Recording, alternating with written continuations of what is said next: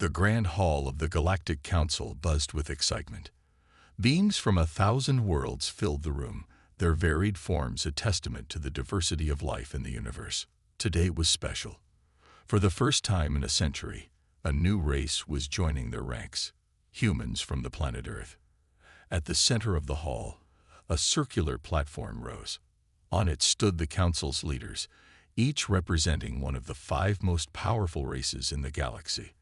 They looked down at the human delegation with a mix of curiosity and amusement. The human group seemed so plain. They were bipedal, like many races, but lacked the impressive features of other species. No tentacles, no extra limbs, not even an interesting skin color. Just pink or brown with hair on top. How had these simple creatures managed to achieve space travel? Zorax, the Praetonian representative, spoke first. His voice boomed through the hall, translated instantly into every language. "Welcome, humans of Earth, to the Galactic Council. We have watched your progress with great interest." The lead human, a woman named Sarah Chen, stepped forward. "Thank you, honored representatives. We are excited to join this esteemed body and contribute to galactic peace and progress." Murmurs rippled through the crowd. The human's voice sounded so soft, so weak compared to the powerful tones of the council members. Glarvik, the Molteran ambassador, leaned forward. His molten skin glowed with inner fire. "Tell us, humans, what do you bring to our alliance? What strengths can you offer in times of conflict?" Sarah hesitated, then replied, "We have a capable military force, with weapons we believe can help defend." She was cut off by a burst of laughter from Crix, the Zendari Warmaster. His insectoid mandibles clicked in amusement. "Weapons?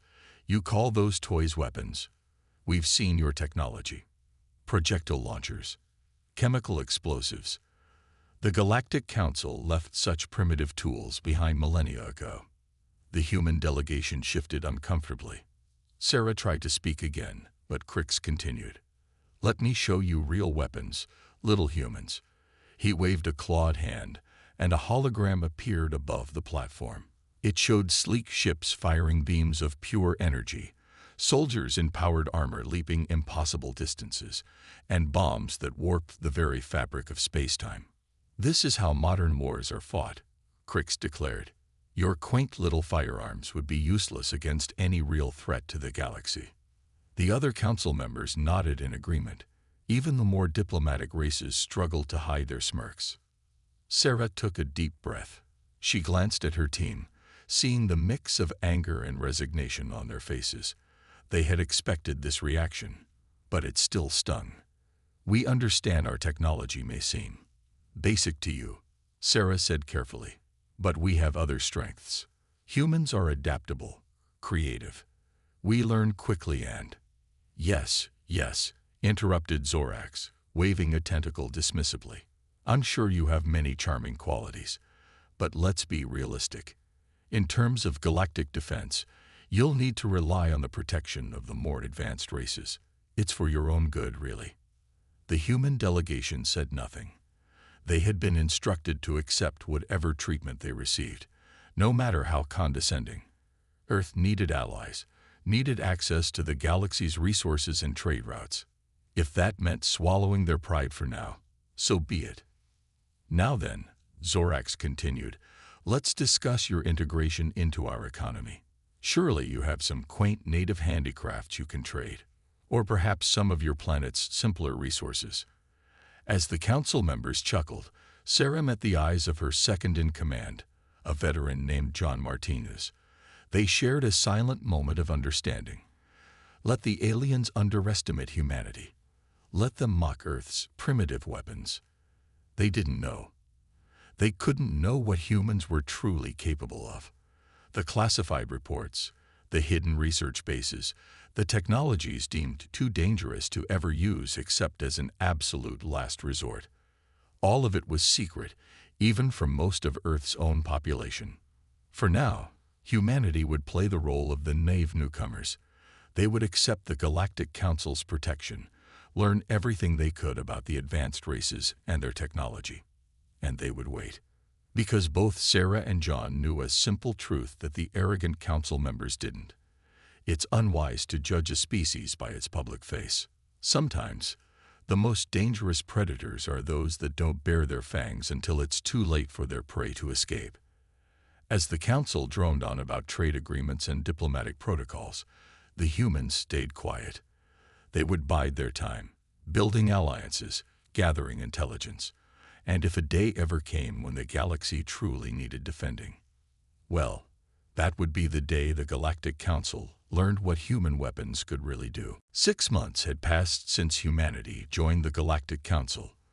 The novelty of Earth's presence had worn off, and the humans found themselves largely ignored in galactic affairs. But as the humans quietly observed and learned, a storm was brewing on the fringes of known space. Reports began to trickle in from the outer colonies. Strange ships, unlike any known designs, had been spotted.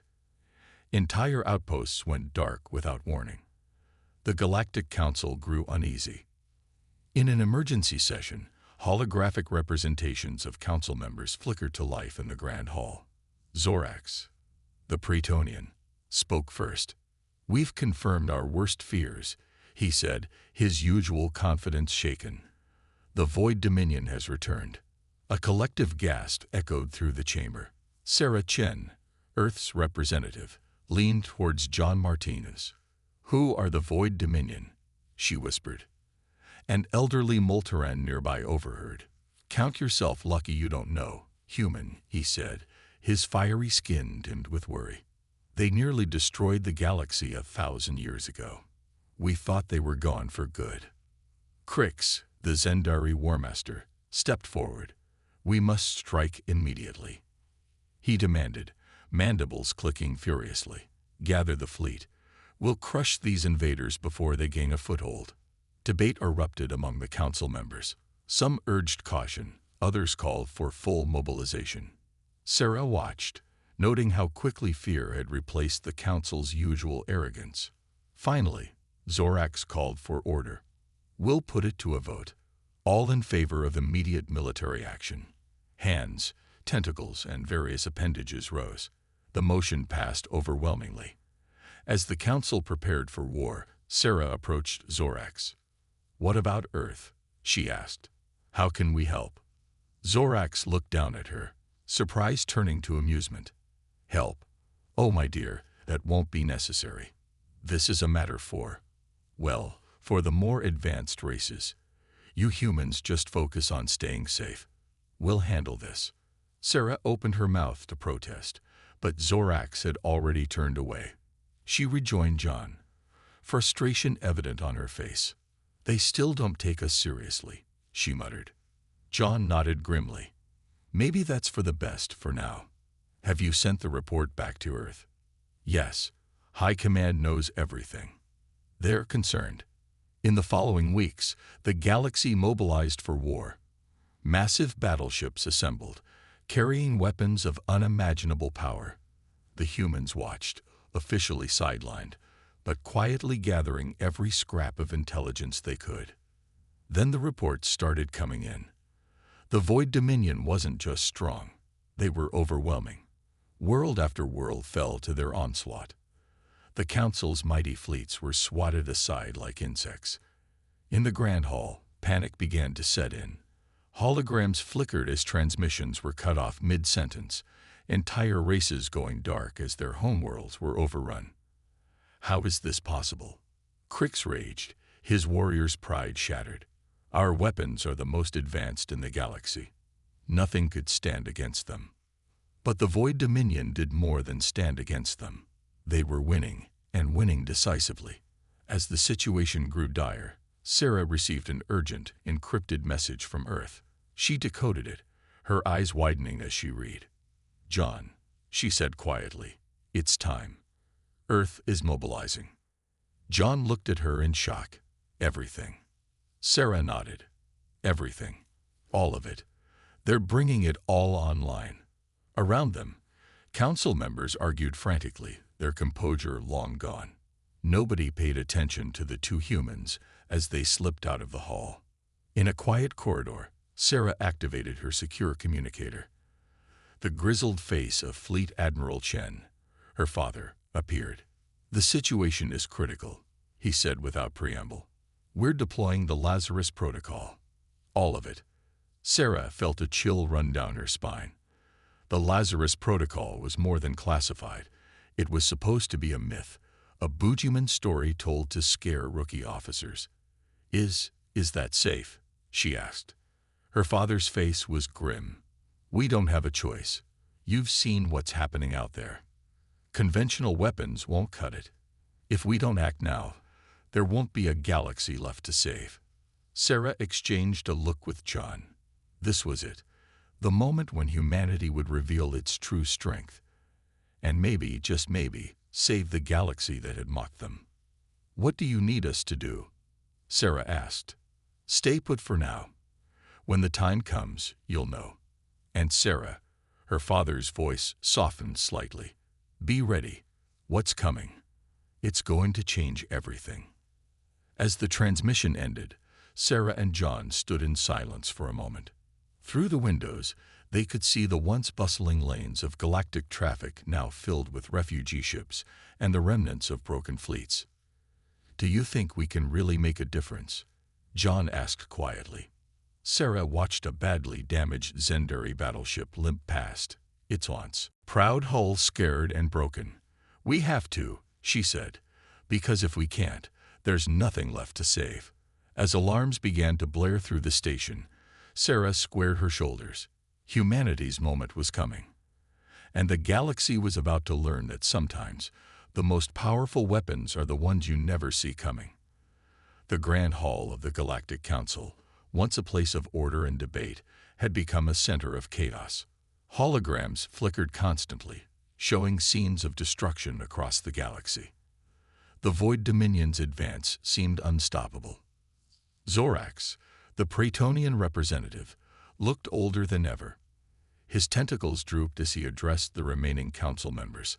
"We've lost contact with the Zendari homeworld," he said, his voice hollow. "Crix and his entire species. They're gone." A stunned silence fell over the room. The Zendari had been among the most powerful warriors in the galaxy. If they had fallen, what hope was left? In the corner, Sarah Chen and John Martinez exchanged glances. They had been quietly observing, gathering information to send back to Earth. Now, they watched as the mighty Galactic Council crumbled before their eyes. Glarvik, the Molteran ambassador, spoke up. His usual fiery glow had dimmed to a faint flicker. "We need help," he said, his voice barely above a whisper. We need everyone. Even." He turned to look at the human delegation. "Even them." Zorax nodded slowly. "You're right. We can no longer afford pride." He approached Sarah and John, his earlier condescension replaced by desperation. "Humans of Earth, we were wrong to dismiss you. Please, can your people help us?" Sarah stepped forward, her face carefully neutral.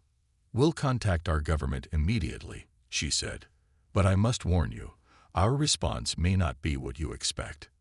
As the council members looked on with a mix of confusion and hope, Sarah and John left the hall. In a secure communication room, they contacted Earth. Admiral Chen's face appeared on the screen, looking grim but determined. "It's time," he said without preamble. "Operation Sleeping Giant is go. All fleets are mobilizing." Sarah felt a mix of excitement and fear. "How long until they arrive?" "Sooner than anyone expects," the Admiral said with a hint of pride. "Our new drive technology will bring the first wave to the front lines in hours, not days." John leaned in. "Sir, the Council doesn't know the full extent of our capabilities. How should we proceed?" Admiral Chen's eyes hardened. "Tell them help is coming, but don't reveal everything. Let our actions speak for themselves." As the transmission ended, Sarah and John shared a moment of silent understanding. Years of secret development, hidden shipyards, and classified weapons were about to be unveiled. The galaxy was in for a shock. They returned to the council hall, where anxious faces turned to them expectantly. "Earth has heard your call," Sarah announced. Our fleets are mobilizing as we speak. Murmurs of relief rippled through the crowd, but Zorax looked skeptical. Fleets, but we've never seen any significant human military presence. Sarah allowed herself a small smile. There's a lot you haven't seen, Counselor. Before anyone could question further, alarms blared throughout the station. A young Praetonian burst into the hall, panic clear in her eyes. "The Void Dominion," she cried. "They've broken through our last defensive line. They'll be here within hours." Panic erupted. Council members scrambled to evacuate, to send final messages to their homeworlds. In the chaos, Sarah received a priority transmission on her personal device. First wave approaching target. The message read, ETA 30 minutes. Prepare for shock and awe. Sarah caught John's eye and nodded. It was happening. As the council station shook from the first distant explosions, they made their way to the observation deck. They arrived just in time to see the impossible. Space itself seemed to tear open. From the tear emerged ships, human ships, unlike anything the galaxy had ever seen. Sleek, dark, and bristling with weapons that defied understanding. In moments, the sky was filled with them, a vast armada appearing from nowhere. On the command ship, Admiral Chen stood on the bridge, his face set in grim determination. "All ships, this is Fleet Command," he said, his voice carried to every human vessel. "Operation Sleeping Giant is now active. Our mission is clear. We save the galaxy, no matter the cost." He paused, looking out at the looming shapes of the Void Dominion's advance fleet.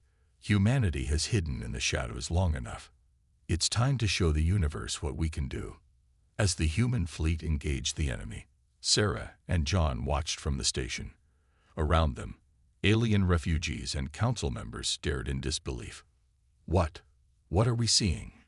Galactic asked, his fiery skin brightening with hope for the first time in weeks. Sarah's voice was quiet but filled with pride. "That, Counselor, is humanity's answer to your call for help. And trust me, we're just getting started." The battle was joined, and the true might of Earth was about to be revealed to a galaxy that had dismissed them for far too long. The vastness of space erupted into chaos as humanity's hidden fleet engaged the Void Dominion. From the observation deck of the Galactic Council Station, Sarah Chen and John Martinez watched with a mixture of pride and anxiety. Around them, alien diplomats and refugees stared in awe at the unfolding battle. Admiral Chen's voice crackled over the secure channel. "All ships, deploy Aegis shields and prepare Helios cannons." Sarah's eyes widened. The Aegis shield system was one of Earth's most closely guarded secrets, a defensive technology that could withstand even the most powerful known weapons in the galaxy. As the Void Dominion ships opened fire, expecting to tear through the human fleet, their energy beams splashed harmlessly against shimmering blue barriers. Gasps of disbelief echoed through the observation deck. "Impossible," whispered Zorax, the Praetonian counselor. "How can they withstand such firepower?" Before anyone could respond, the human ships counterattacked.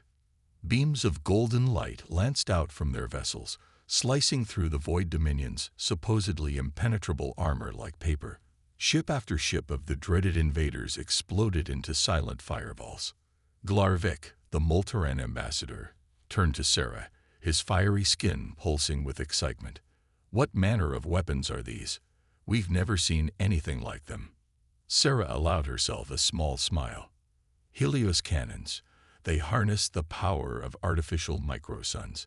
We developed them years ago, but kept them hidden. Until now." The battle raged on, with the human fleet slowly but steadily pushing back the Void Dominion. Yet the invaders were far from beaten. A massive ship, easily twice the size of any human vessel, emerged from the depths of the enemy fleet.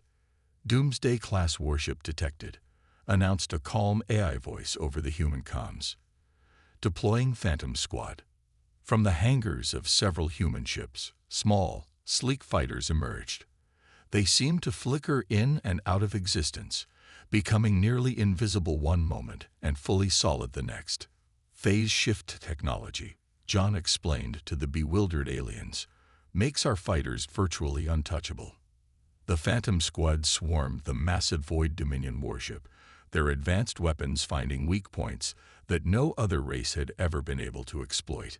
In a spectacular series of explosions, the dreaded Doomsday-class ship broke apart. A cheer went up from the observation deck.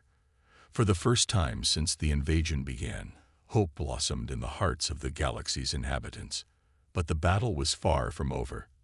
The Void Dominion, though caught off guard, began to adapt. Their remaining ships started to focus fire, attempting to overwhelm the Aegis shields through sheer firepower. Admiral Chen's voice came through again, calm but urgent. All ships, initiate Lazarus Protocol. Authorization code, Phoenix Rising. Sarah and John exchanged nervous glances.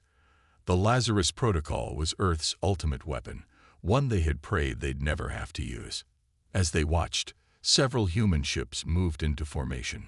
Energy began to crackle between them, forming a web of blinding light. The fabric of space itself seemed to warp and twist. By the cosmic core, Zorax breathed. "What are they doing?" Sarah's voice was barely a whisper. "They're rewriting the laws of physics in a localized area. We call it reality manipulation." The effect was immediate and devastating. Void Dominion ships caught in the energy web began to distort, their matter rearranging at the atomic level. Some imploded, crushed by suddenly altered gravitational forces. Others simply ceased to exist, erased from reality itself. In a matter of minutes, the tide of battle had turned completely. The once unstoppable Void Dominion fleet was in full retreat, leaving behind a graveyard of twisted metal and impossible physics. As the human fleet regrouped, a stunned silence fell over the observation deck. The aliens stared at Sarah and John, their earlier mockery replaced by a mixture of awe, gratitude, and not a small amount of fear. Zorax approached them slowly, his tentacles trembling slightly. "We owe you an apology," he said. "We grievously underestimated your species." Sarah nodded, accepting the apology with grace. "We understand. We've kept our true capabilities hidden for a long time. But now, John finished, the galaxy knows what humanity can do, and we're ready to take our place as true partners in the Galactic Council." As the realization of humanity's power sank in, the aliens on the observation deck began to chatter excitedly. The humans had not only saved them, but had changed the balance of power in the galaxy forever. Sarah's communicator beeped. A message from Admiral Chen appeared. Phase 1 complete. Prepare for galactic restructuring talks. She showed it to John, both of them knowing that the real challenge was just beginning. Humanity had proved its military might. Now they had to prove they could be trusted with such power. As the first diplomatic ships began to approach the human fleet, Sarah took a deep breath. A new era for humanity, and the galaxy was dawning, and she was ready to help shape it. In the days following humanity's stunning victory over the Void Dominion, the galaxy buzzed with excitement and fear. The Galactic Council, once dismissive of Earth, now scrambled to understand their new allies. Sarah Chen and John Martinez found themselves at the center of a whirlwind of activity. They had been moved from their small, out-of-the-way office to a grand suite overlooking the Council's central plaza. A steady stream of alien diplomats flowed in and out, all eager to curry favor with the representatives of Earth. "It's like they've forgotten how they treated us just a week ago," John muttered as he watched a Zagonian ambassador leave, bowing deeply. Sarah nodded, a wry smile on her face. "Amazing what a few reality-warping weapons can do for your popularity." Their conversation was interrupted by a priority message. Admiral Chen's face appeared on the screen, looking tired but satisfied. "Good news," he said without preamble. "The Void Dominion's main fleet has been pushed back to the Omega sector. We've got them on the run." Sarah leaned forward. "That's fantastic. But why do I sense there's more?" The Admiral's expression turned grave. "Because this isn't over. We've bloodied their nose, But the Void Dominion is regrouping. They're calling in reinforcements from other galaxies. John's eyes widened. Other galaxies? Is that even possible? For them. Apparently so, Admiral Chen replied. We need to rally the Council races. Earth can't fight this war alone. As the transmission ended, Sarah and John shared a determined look. It was time to turn the tables on the Council that had once mocked them. In the Grand Council chamber, representatives from 100 worlds gathered. The atmosphere was tense, filled with a mixture of hope and dread. Zorax, the Praetonian leader, called the session to order. Esteemed colleagues, he began, his tentacles waving nervously, we face an unprecedented threat. The Void Dominion will be defeated, Sarah interrupted, striding to the center of the chamber. All eyes turned to her, but only if we stand together. Murmurs rippled through the crowd. Glarvik, the Molteran ambassador, spoke up. With all due respect, human, your weapons are impressive. But against multiple galaxies, it's hopeless. Sarah smiled. Is it? A week ago, you thought our weapons were toys. Now you've seen what we can do. Imagine what we could accomplish together. She activated a holographic display, showing schematics of human technology. We're prepared to share some of our advancements. Aegis shield systems, Helios cannon designs, even limited phase shift technology. The chamber erupted in excited chatter. These technologies could revolutionize the defenses of every world in the Council. But John added, stepping forward, we need your help. Your resources, your unique abilities, your knowledge of the galaxy. Earth's weapons turned the tide. But this war will be won by all of us together. For a moment, silence fell over the chamber. Then, slowly, Zorax rose. The Praetonians stand with Earth, he declared. One by one, other representatives stood. Molterans, Zygonians, even the remnants of the Zendari fleet pledged their support. As the Council races rallied, reports began flooding in from across the galaxy. Inspired by Earth's victory, resistance movements sprang up on occupied worlds. The Void Dominion, once seeming invincible, found themselves fighting on multiple fronts. Admiral Chen's voice crackled over the Council's communication system. Council Station, this is Earth Fleet Command. We're detecting massive energy signatures. The Void Dominion's reinforcements are arriving. Sarah stepped up to the main control panel, John by her side. She opened a channel to the entire Galactic Alliance. All forces, this is Earth Representative Sarah Chen. The real battle begins now. Remember, we're not just fighting for our individual worlds anymore. We're fighting for the future of our entire galaxy. As she spoke, the combined fleet of the Galactic Council and Earth moved into formation. Ships of all shapes and sizes, some newly equipped with human technology, prepared for the fight of their lives. John looked out at the vast armada, a mix of determination and wonder on his face. You know, he said quietly to Sarah, a month ago, most of these races wouldn't even talk to us. Now we're leading them into battle. Sarah nodded, her eyes fixed on the swirling energy patterns that marked the arrival of the Void Dominion's reinforcements. Funny how things change, she replied. Let's make sure we're all still here to laugh about it when this is over. As the first wave of enemy ships emerged from the swirling vortex, the Galactic Alliance stood ready. The tide had turned, and now, united under the unexpected leadership of humanity, they prepared to fight for the freedom of not just one world, but an entire galaxy. The final battle was about to begin. The vastness of space lit up with the fires of war.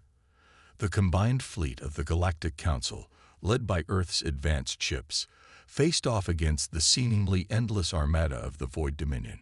It was a sight that would be remembered for generations to come. On the bridge of the flagship, Humanity's Hope, Admiral Chen stood tall, his eyes scanning the tactical displays. Beside him, Sarah Chen and John Martinez represented Earth's diplomatic presence. All ships, this is Admiral Chen. His voice rang out across the communication channels. Remember your training. Trust in each other. Today, we fight not just for Earth, but for every world in this galaxy. A chorus of affirmations echoed back from 100 different species.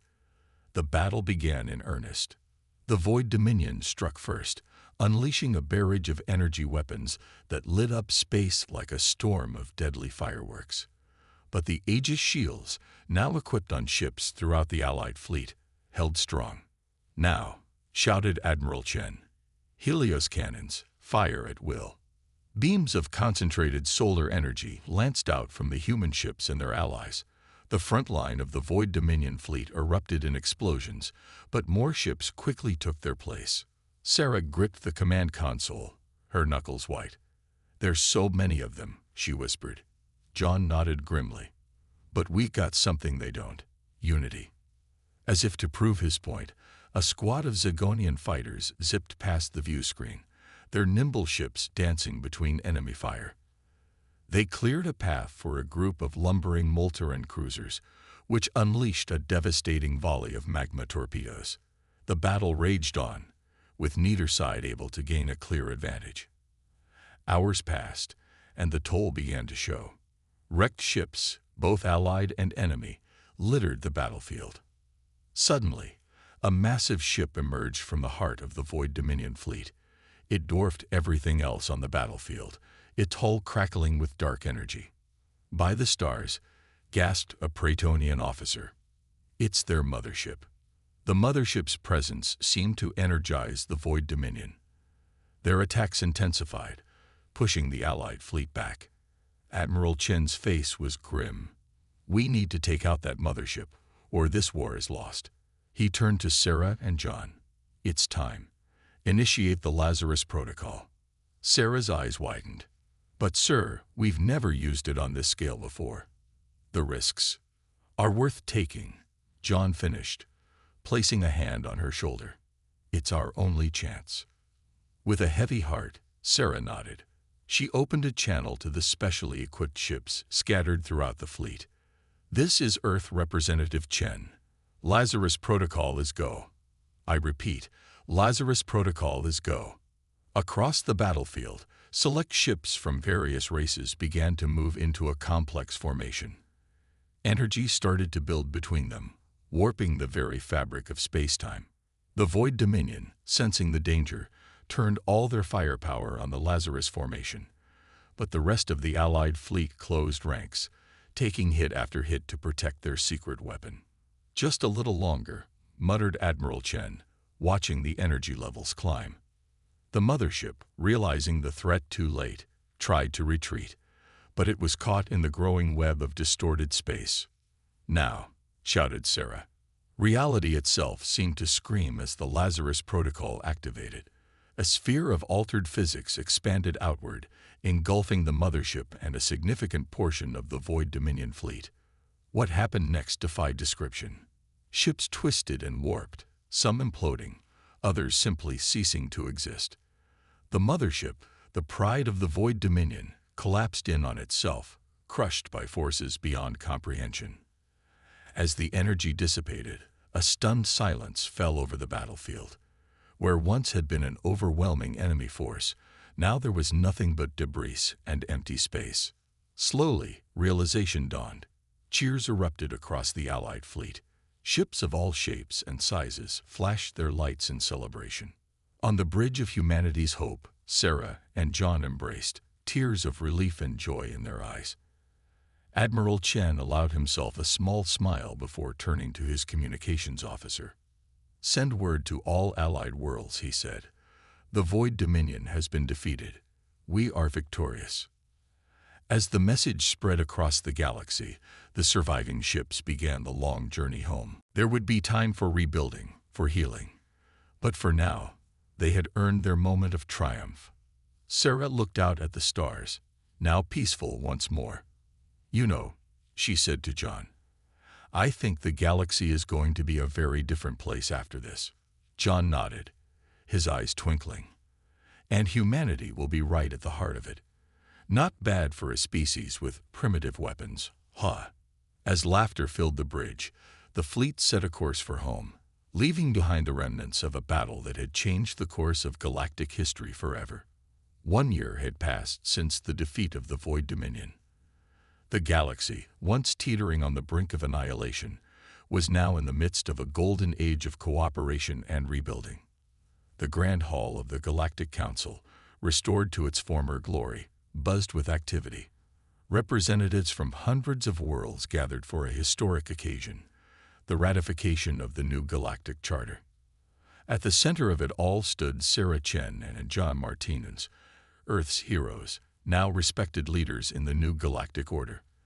They watched with pride as delegates from various species mingled, sharing ideas and forging new alliances. Zorax, the Praetonian representative, approached them with a warm smile, an expression that would have been unthinkable a year ago. Earth representatives, he said, his tentacles waving in a gesture of respect, who would have thought we'd be here today? Your people have truly changed the course of history. Sarah nodded graciously. We're just glad we could help, but it was the unity of all our races that won the day. As they spoke, a hush fell over the hall. Admiral Chen, now Supreme Commander of the United Galactic Fleet, took the podium. His weathered face bore the marks of hard-fought battles, but his eyes shone with hope. Esteemed colleagues, he began, his voice carrying to every corner of the vast chamber. Today marks not just the end of a terrible war, but the beginning of a new era. An era where the strengths of each of our cultures combine to create something greater than the sum of its parts. He gestured to a group of scientists and engineers from various races, gathered near a strange device. Thanks to the cooperation between our best minds, we've adapted the Lazarus Protocol for peaceful purposes. This terraforming technology will allow us to restore worlds ravaged by the Void Dominion and create new habitats for displaced species. Murmurs of excitement rippled through the crowd. John leaned closer to Sarah, whispering, "Remember when they thought our primitive technology was useless?" Sarah suppressed a chuckle, but her amusement was tinged with a hint of sadness. The galaxy had learned a harsh lesson about the dangers of arrogance and dismissiveness. Admiral Chen continued, "But with great power comes great responsibility. That's why today, we signed the new Galactic Charter, a pledge that we will use our combined strength not for dominance, but for the betterment of all sentient life." One by one, representatives from each world stepped forward to sign the charter. When it was Earth's turn, Sarah and John approached the document together. As they signed, a thunderous applause erupted in the hall. The ceremony concluded, but the real work was just beginning. In the following days, Sarah and John found themselves busier than ever. They attended meetings on cultural exchange programs, oversaw the integration of human technology with alien systems, and helped mediate disputes between former rivals. One evening, as they stood on a balcony overlooking the sprawling galactic capital, John turned to Sarah with a thoughtful expression. "You know, a part of me still can't believe how far we've come. From being mocked and dismissed to this." Sarah nodded, her gaze on the myriad of alien ships peacefully coexisting in the sky above. "It's been quite a journey, but I think the most important lesson wasn't about our weapons or technology." "Oh," John raised an eyebrow. "What was it then?" "The danger of underestimating others," Sarah replied softly. "The Council dismissed us because we seemed primitive. The Void Dominion underestimated our ability to unite the galaxy. In both cases, that arrogance led to downfall." John considered her words, then smiled. "So what you're saying is, the real super weapon was the friends we made along the way?" Sarah laughed, playfully shoving his shoulder. "Something like that. But let's not forget the reality-warping technology. That helped too." As they shared a moment of laughter, a notification chimed on their communicators. Another diplomatic meeting, another chance to strengthen the bonds between worlds. They turned to head back inside, ready to face whatever challenges the future might hold. The galaxy was vast and full of wonders, and humanity had finally taken its place among the stars. In the distance, a ship bearing the emblem of the United Galactic Fleet took off, its mission to explore new frontiers and extend the hand of friendship to undiscovered civilizations. As it vanished into the starry sky, it carried with it the hope of a galaxy forever changed by the surprising strength of a once underestimated species called humans. The adventure, it seemed, was only just beginning.